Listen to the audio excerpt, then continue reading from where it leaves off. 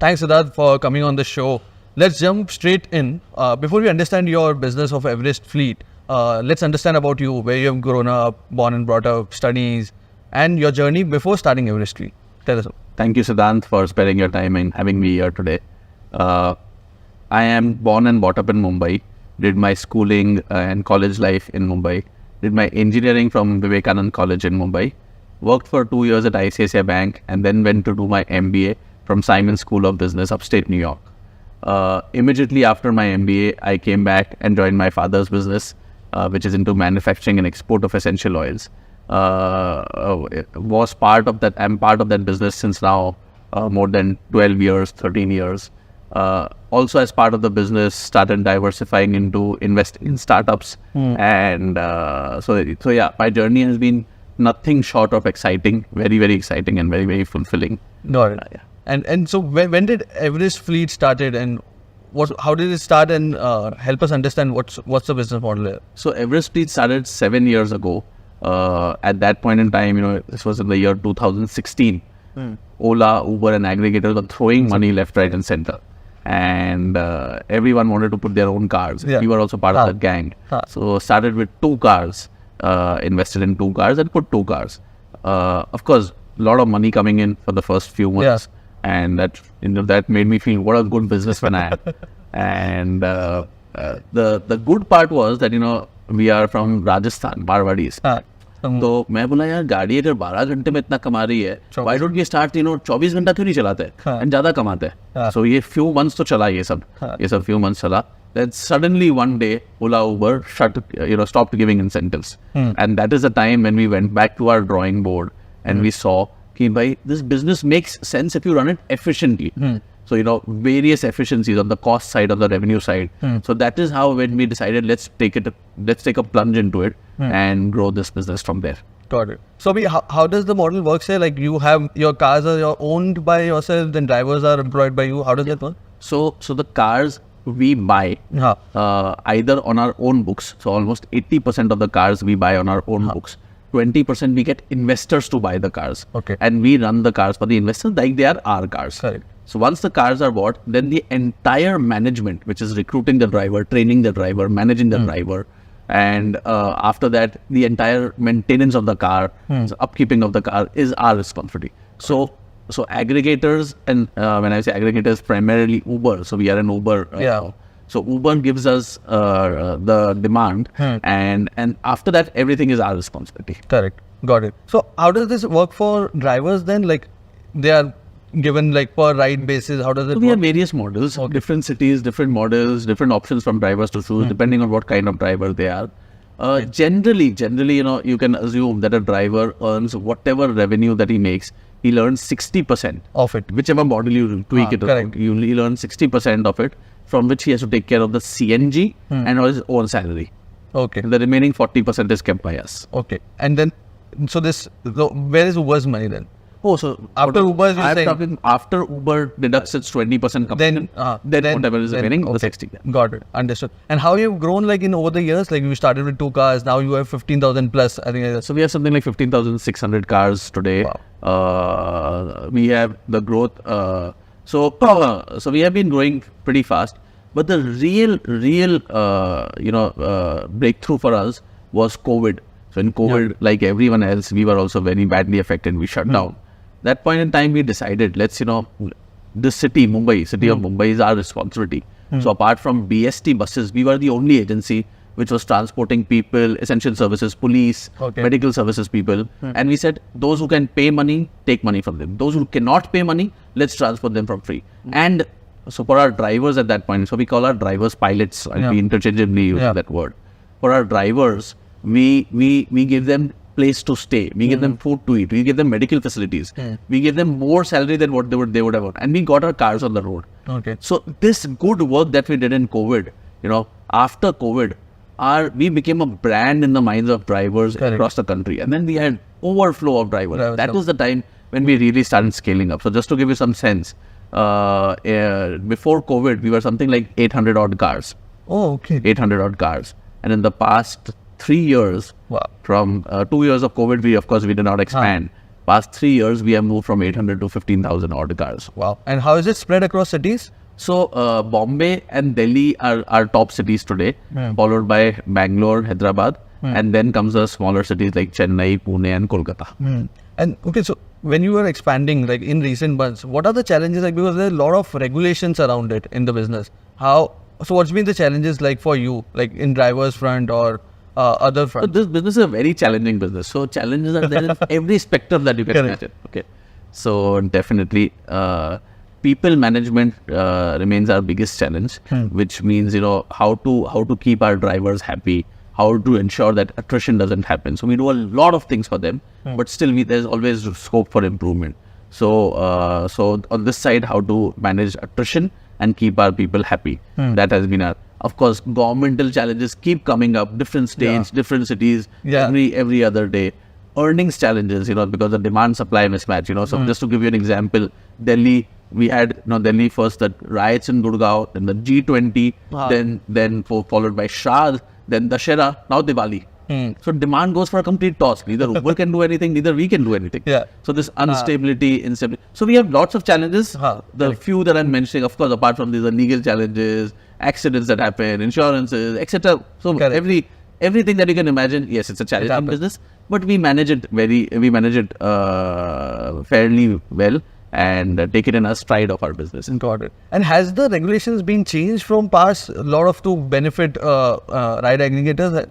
Yes. So for the past many years, various governments and including the current government, and they have been coming out with policies which are fair to all. And ride aggregators definitely have a very important part to play in the ecosystem. So the policies are fair. Generally, they are fair. Got it.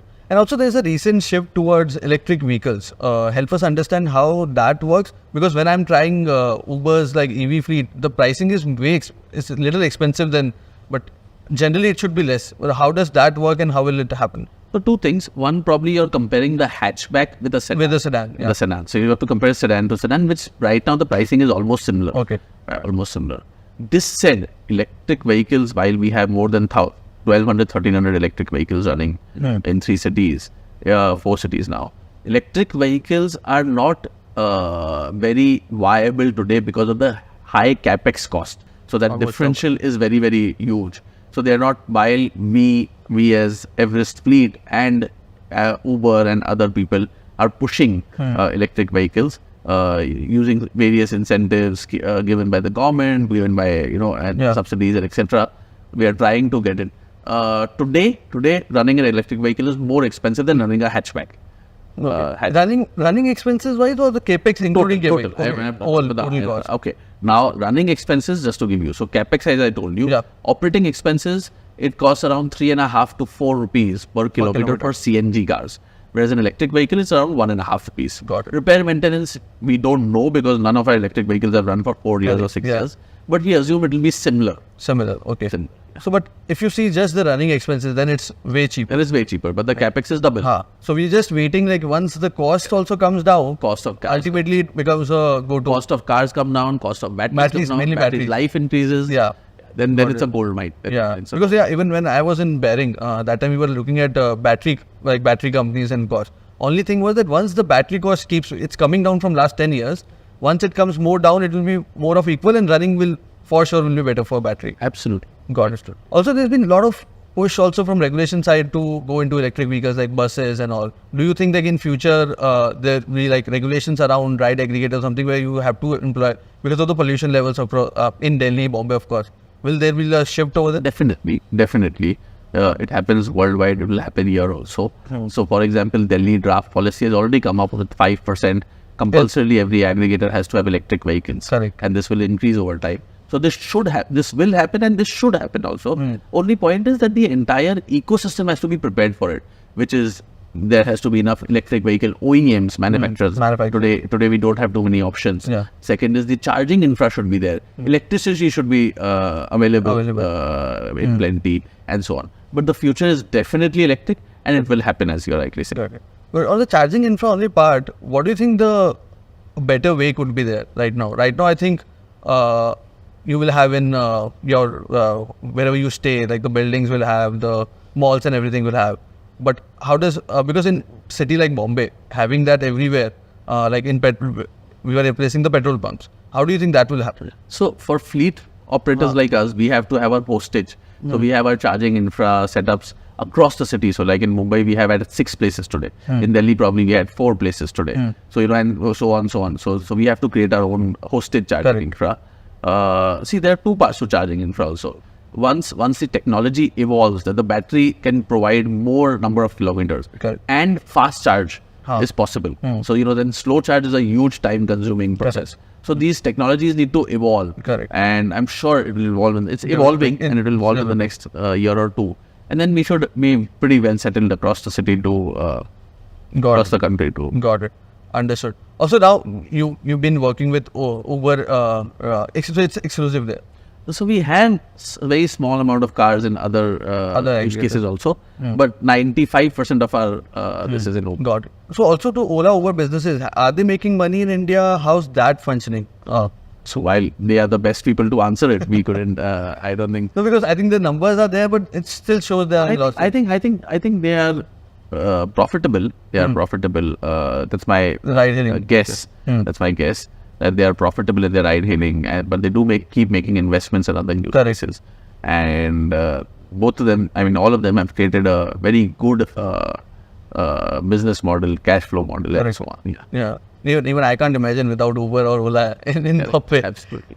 Okay. So also you recently raised a 20 million round, which was led by Uber. So where are you planning to invest that money?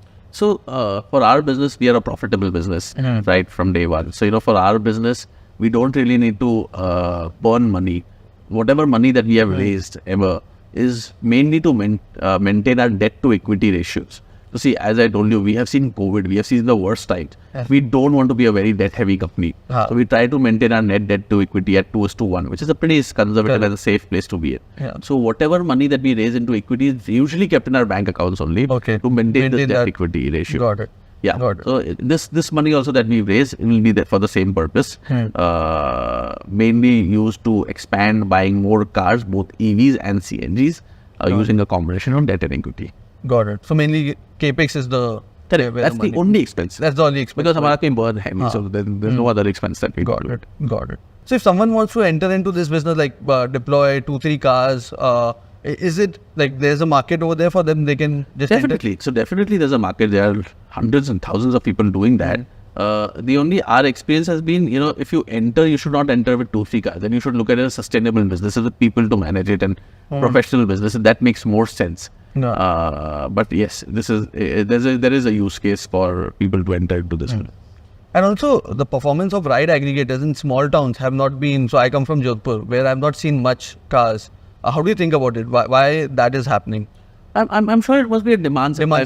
So there must not be so much demand for them to expand their supply. I think that will be the main. The top 7 cities, in our opinion, contribute for bulk of their demand. Bulk of business. So, yeah. Got it. Okay. So I also saw your LinkedIn post when you met Nitin Gadkari. Tell us about that experience. I think the way we are expanding our transportation, the infra network, I think that's been tremendous under Nitin Gadkari. Tell us, what was your... I'm sorry, I would like to correct you. I would address him as Nitin Gadkari ji. Sorry. But yes, the meeting was nothing short of, magic for me. And the kind of vision, the kind of work that they are doing, and when I say they, of course, Gadkari ji is the transport side, and otherwise also the government is doing, is phenomenal. The purpose for our meeting with him was for a case in the Supreme Court going on, which would adversely affect our drivers' livelihoods and the drivers' ecosystem, where he was he gave a very good ear to us and was very helpful in, and now it seems that the things are moving in line for protecting the driver's livelihoods. Okay, got it. Understood. Moving on, I think one of my friends, when he was connecting me, he told me that you are one of the most active angel investors. You have invested in 170 plus companies. Talk us through that. Like, when did you start? Why did you start this investing? Is what like a financially returns, or what was it about? No, so as I told you, right, after coming back from the US, joined my father's business. He was the one, at that time, startup word to kisi suna hi nahi tha, angel investment. I'm talking about 2009-10, that time frame. So he was the one who pushed me, encouraged me that why don't we start investing in startups. Honestly, financial returns was never the primary goal. It was more out of passion. So he's a first generation entrepreneur. Yeah. So he used to get very, very excited seeing, new entrepreneurs, their energy, and people from small towns, people from very, very humble backgrounds. So in India, earlier entrepreneurship was only for, selected communities and selected Now suddenly everyone, wants to, aspires to. So he used to feel very excited. So he started pushing me that why don't we invest? Returns we'll figure out later and so on. So that's how I started my journey, and along with his guidance and push, and then realized कि इसमें पैसा भी बनता है. ऐसा नहीं है it's only helping the ecosystem and so on. So पैसा भी बनता है. So then we started investing more actively. Today, yes, we have invested in a lot of companies, and the journey has been extremely good because the energies that you get to hear from young entrepreneurs, the ideas, I would say most of my learning in the past 10, 12 years has happened by meeting entrepreneurs. Now, this said, since the past few years when I've become very active with Everest Fleet and work full time there, I have not been able to invest time and money both in startups. So So in terms of your angel investment, what were the earlier investments which has made, like if you have exited, like how much? We have been part of a lot of the unicorns at today, including Oyo Rooms and Ola and Myntra and many of them. ये तो अब नाम आप सुने होंगे, बहुत सारे ऐसे जो returns हमको ज़्यादा दिए होंगे, but so companies like Stay Vista and companies like so many of them. Returns वगैरह, to be honest, इसमें ना we don't really sit down and calculate our IRRs and ये वो. Yeah, it's for the X multiples. Returns have been very good. We feel very happy. We are very happy. That's all. Got it. Understood. What would be your advice to the budding entrepreneurs out there? So see, entrepreneurship is a very, very difficult and lonely journey, but it is also a very, very exciting journey. So the few things that I've realized is non-negotiable in entrepreneurship. One is patience. One, हम जितना time सोचते हैं कि success होएगा, more often than not उससे ज़्यादा time लगता है. So people have to be perseverant and patient. Second is there is no replacement to hard work. अगर कोई सोचता है कि भाई मैं job छोड़ रहा हूँ और मैं entrepreneurship करूँगा because I want to, so then that is nothing. So जो है third, people. You have to have very, very strong and good people because entrepreneurship is all about जोड़ना, लोगों को जोड़ना. So these three things. So my advice to young entrepreneurs would be कि अगर ये सब आप में match होता है, so then definitely there's nothing more exciting than this. इसके जो आपने जो challenges पूछे, वो challenges में भी मजा आता है. जब आपके पास आपके लोग हो, आपके साथ में आपको challenges लड़ने के लिए perseverance हो and आप मेहनत करने को. So advice would be it's a very, very exciting journey. I strongly recommend more and more youth to come into entrepreneurship. The feeling of creating jobs rather than doing a job is a different feeling altogether. And when I'm saying feeling, it's not a feeling of power or anything, but a feeling of humbleness and the feeling of giving back to society. And the feeling of doing something on your own. So I would strongly recommend more and more youth to come and try on. I think a lot of people have thinking towards that. The past 10 years, we have seen a dramatic change and a dramatic shift in the numbers of entrepreneurs being created. Correct. And that is where we need to move ahead. Got it. Okay. So last question I have, which I asked to all my guests, what is success for you? So the mission for our company is to create 100,000 jobs in India. That's what we started off with. Today we are somewhere close to 17-18% of our mission, where 17,000-18,000 people's livelihood depend on our company. Definitely the first goalpost is to create that 100,000 jobs, and that is what I would define as success in the first goalpost. Okay. What happened was we are now growing faster than what we thought. So now we are also thinking we should revise our goalpost. And so success for us is reaching that dream of 100,000 jobs in India. That is and not only for me personally, but for our entire company. We believe in that mission, and that's our goal that we look forward to. Got it. Thank you so much, Siddharth, for coming on the show and helping us understand your business and around entrepreneurship. Thank you so much. Thank you, Siddharth.